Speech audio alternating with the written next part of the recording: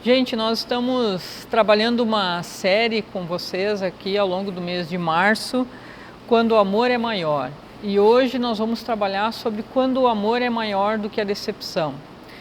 Bom, eu não sei quem de vocês já precisou lidar com a decepção, mas decepção é algo que volta e meia acontece conosco. É aquele momento de tristeza, de frustração e de desapontamento. Uma psicóloga chamada Tayana Broto, ela diz o seguinte: podemos considerar que houve uma decepção quando há uma diferença entre aquilo que esperávamos e aquilo que realmente aconteceu, seja algo que envolve muitas pessoas ou somente nós mesmos. Então, a decepção acontece quando a gente esperava algo diferente de alguém, de uma circunstância ou de nós mesmos, e isso não acontece, gera decepção, desapontamento, frustração. E quantas vezes isso aconteceu ao longo da nossa vida? Acontece conosco, as pessoas nos decepcionam, mas também nós decepcionamos as pessoas. Lógico que a gente lembra muito mais fácil quando as pessoas nos decepcionam, né? A gente consegue lembrar disso. Mas se a gente for bem sincero, muitas e muitas vezes também decepcionamos. A grande questão é que a decepção é algo normal na nossa vida, né? Ela volta e meia acontece, isso porque nós somos imperfeitos, pecadores, nós erramos e as pessoas também erram conosco. E por isso nós nos frustramos, nós nos decepcionamos. E a grande questão não é se nós seremos decepcionados ou vamos decepcionar, isso acontece, como eu já falei. A grande questão é como nós lidamos então com a decepção. Qual é a forma correta de lidar com a decepção? E para entender qual é a forma correta, não existe nada melhor do que nós olharmos para o próprio Deus, porque Deus nos mostra como nós devemos lidar com a decepção. E aí eu quero trabalhar com vocês nessa noite o texto de 2 Samuel, capítulo 12. Mas antes eu quero familiarizar você com o contexto, o que acontece antes desse nosso texto. Eu falo para vocês, Davi era rei e Davi ele tinha acesso a tudo aquilo que um rei poderia ter acesso, riquezas, poder, ele estava no seu palácio, ele tinha muitas coisas, inclusive ele tinha muitas mulheres. E um belo dia ele levanta no seu palácio e olha e vê uma linda mulher tomando banho, lá numa casa. E conta a história bíblica que Davi pergunta quem é ela e ele é alertado de que essa mulher é casada, de que ela é esposa de Urias, um soldado seu que estava em guerra, que estava lutando na batalha para defender Davi e seu território. Mas mesmo assim, mesmo alertado, Davi vai lá e pede para que seja trazida aquela mulher na sua presença e tem relações com aquela mulher. E o resultado é que depois que ela volta para casa, tempo depois, ela descobre que ela está grávida. E avisa Davi. E Davi tenta então encobrir agora o seu erro, o seu pecado. E sabe o que ele faz? Ele chama Urias da batalha de volta para casa, no intuito de que Urias fosse para casa, tivesse relações com a sua esposa e o filho era dele, pronto, problema resolvido. A grande questão é que Urias volta e não vem para casa. Ele fica num lugar especial onde os soldados ficavam naquela época. Afinal, ele estava em serviço, ele queria servir o seu rei e nem volta para casa. E volta de novo para a batalha. E aí gerou um outro problema para Davi. O que ele vai fazer agora? Então Davi manda um recado ao seu comandante do exército, Joabe, e pede para que Urias fosse colocado lá na frente da batalha, com o intuito de que Urias fosse morto nessa batalha. E o que de fato aconteceu. Urias é morto na batalha e então Davi vai lá e busca a viúva para morar no seu palácio. Diante de tudo isso, dessa história que parece história de novela, mas é uma história bíblica, real, nós queremos ver o que Deus faz com Davi. E aí eu quero chamar vocês para lermos juntos 2 Samuel capítulo 12, versículo 1 a 9, que diz o seguinte: E o Senhor enviou a Davi o profeta Natã, e ao chegar ele disse a Davi: 2 homens viviam numa cidade, um era rico e o outro pobre. O rico possuía muitas ovelhas e bois, mas o pobre nada tinha, senão uma cordeirinha que havia comprado. Ele a criou e ela cresceu com ele e com seus filhos. Ela comia junto dele, bebia do seu copo e até dormia em seus braços. Era como uma filha para ele. Certo dia, um viajante chegou à casa do rico e este não quis pegar uma de suas próprias ovelhas ou bois para preparar-lhe uma refeição. Em vez disso, preparou para o visitante a cordeira que pertencia ao pobre. Então Davi encheu-se de ira contra o homem e disse a Natã: Juro pelo nome do Senhor que o homem que fez isso merece a morte. Deverá pagar 4 vezes mais o preço da cordeirinha, porquanto agiu sem misericórdia. Então Natã disse a Davi: Você é o homem. Assim diz o Senhor, o Deus de Israel: Eu ungi rei de Israel e livrei-os da mão de Saul, dei-lhe a casa e as mulheres de seu senhor, dei-lhe a nação de Israel e Judá, e se tudo isso não fosse suficiente, eu lhe teria dado ainda mais. Por que você desprezou a palavra do Senhor, fazendo o que ele reprova? Você matou Urias, o hitita, com a espada dos amonitas e ficou com a mulher dele. Aqui nós temos um diálogo que mostra claramente a decepção de Deus para com Davi. E aí nós queremos ver como Deus lida nesse momento de decepção, para que a gente aprenda a lidar com os nossos momentos de decepção. O que Deus poderia ter feito com Davi naquele momento de decepção? Deus poderia ter feito muitas coisas. Deus poderia ter matado Davi. Deus poderia ter destronado Davi. Deus poderia ter banido Davi de Israel. Deus poderia ter ferido Davi. Mas não foi isso que Deus escolheu fazer. Mas o que Deus fez então? Deus envia Natã, um profeta, o seu porta-voz é mostrar didaticamente o erro de Davi. É interessante que Natã chega para Davi. Natã era um profeta, mas era súdito, Davi era rei. E Natã chega para Davi e não faz greve de silêncio, não faz joguinho de adivinhação. Natã não age de forma violenta, nem fisicamente, nem verbalmente com Davi, de forma nenhuma. Mas Natã conta uma história a Davi. E nessa história ele conta o mal que um homem fez a um homem pobre. E é interessante que quando Natã usa essa história para com Davi, ele consegue despertar Davi naquilo que nós normalmente fazemos. Quando nós escutamos uma história, quando nós escutamos um fato, nós somos muito rápidos, né, em trazer juízo sobre aquele fato, em julgar. E aí nós somos até não só rápidos, mas nós facilmente somos duros no nosso julgamento, ou pelo menos somos mais imparciais. E foi o que Davi fez. Ele escutou a história e disse: esse homem merece morrer e pagar essa cordeirinha.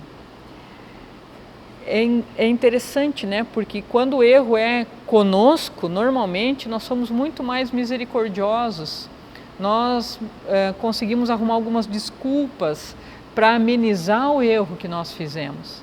E Natã foi de uma sabedoria que veio de Deus tão profunda, que fez com que Davi, com a história, percebesse a gravidade do erro, de tudo aquilo que ele tinha feito.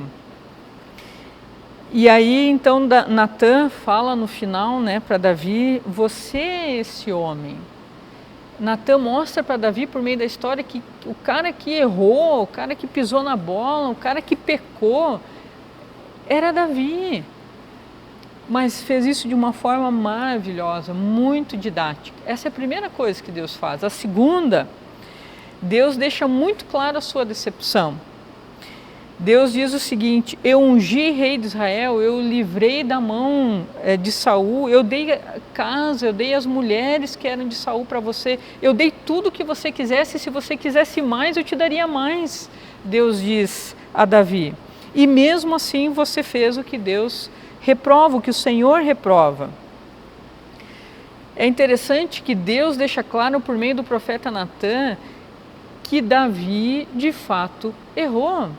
Deus deixa claro que ele se decepcionou com a atitude de Davi, com o comportamento de Davi. Deus mostrou que era um Deus generoso, que era um Deus bom, que fez tudo em favor de Davi, e mesmo assim Davi responde a Deus agindo e fazendo aquilo que Deus reprova, completamente contrário à vontade de Deus, completamente longe do desejo de Deus. Davi decepciona a Deus e Deus deixa isso muito claro, não fica entre linhas, não fica encoberto. Deus fala com Davi. E em terceiro lugar, aquilo que Deus faz nesse momento é que Deus deixa claro não só a decepção, mas qual foi o erro de Davi, qual foi o pecado de Davi. Natã diz: este homem é você.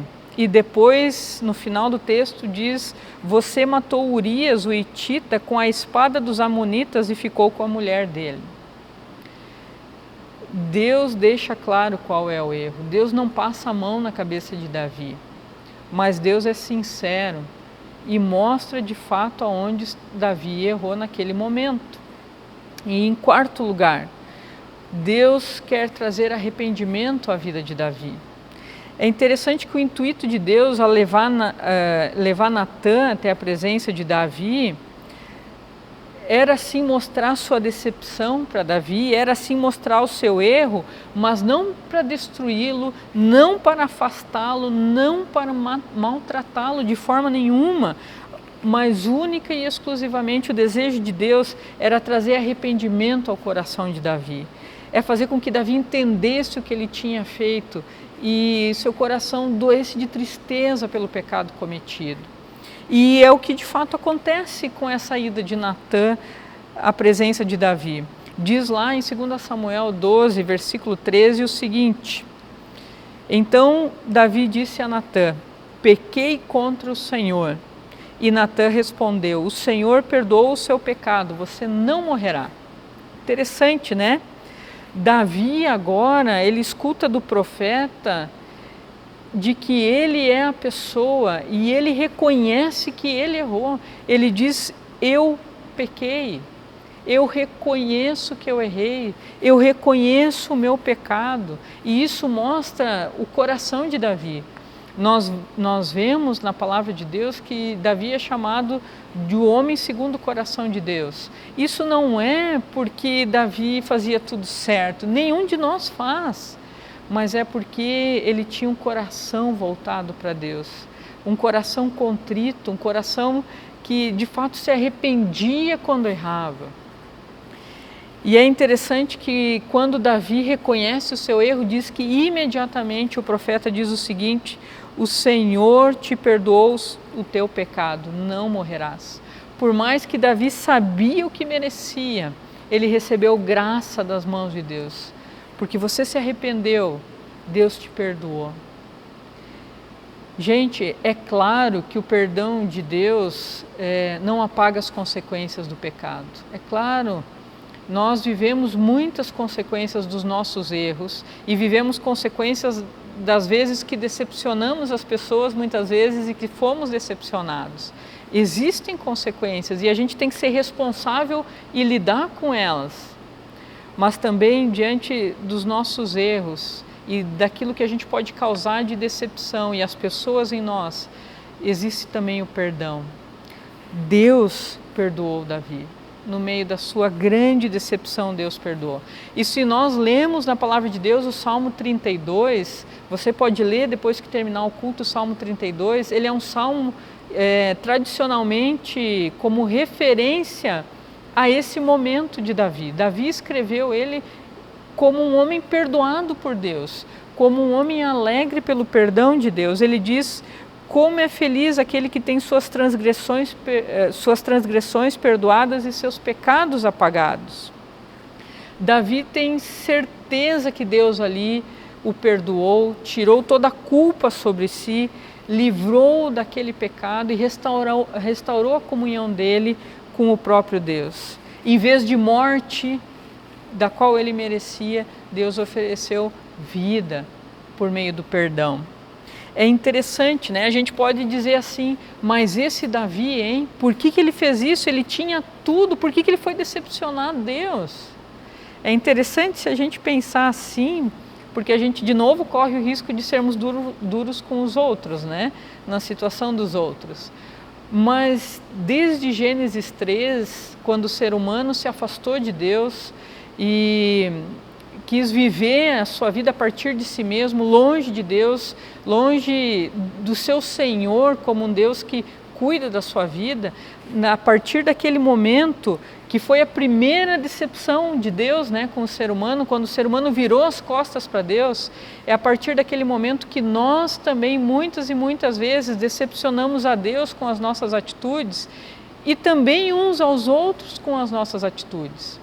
O pecado está em nós, o pecado está aqui e nós vivemos como pecadores. E por isso nós muitas e muitas vezes continuamos decepcionando a Deus. Basta avaliar a nossa vida, basta avaliar muitas vezes a nossa frieza, o nosso distanciamento de Deus, para ver o quanto nós o decepcionamos. Mas mesmo assim, mesmo conosco, Deus vem e age com o seu amor. Deus age com o seu amor, em primeiro lugar, a partir de Jesus Cristo. Quando Jesus Cristo vem a esse mundo, Deus enviou o seu único Filho para que todo aquele que nele crê não morra, mas tenha vida eterna. Nós temos a partir de Jesus uma prova maravilhosa do amor de Deus e do perdão de Deus sobre a nossa vida, que também decepciona a Deus. E é importante a gente saber disso, porque se eu entendo que eu sou amada por Deus, que eu sou amado por Deus, que mesmo em meio aos meus erros, Deus me perdoa e me ama tanto que não só me perdoa, como transforma a minha vida, como me reconecta com Ele, com as pessoas. Se eu entendo esse amor de Deus que vem ao meu encontro, apesar de ser quem eu sou, então eu consigo olhar para os momentos de decepção que eu vivo de uma forma diferente. Eu consigo olhar para os momentos de decepção a partir daquilo que Deus fez comigo em Jesus Cristo, fez com cada um de nós em Jesus Cristo. Ele nos perdoou, Ele nos restaurou com Ele. E isso nós aprendemos por meio da história de Davi, mas por meio da nossa história através de Jesus Cristo. E diante da decepção, então, nós temos dois caminhos. O primeiro caminho é guardar mágoa, ressentimento, cortar a comunicação, silenciar, anular a pessoa da nossa vida. Esse é um caminho e que muitas pessoas tomam, mas esse é um caminho infantil. É um caminho centrado em nós mesmos, nos nossos próprios sentimentos, e revela que nós ainda não entendemos o quanto nós fomos perdoados por Deus. Mas existe um segundo caminho. E esse caminho é esse que Deus tratou a vida de Davi e trata a nossa vida. Quando nós somos decepcionados ou decepcionamos, nós precisamos verbalizar, quer dizer, comunicar a nossa decepção.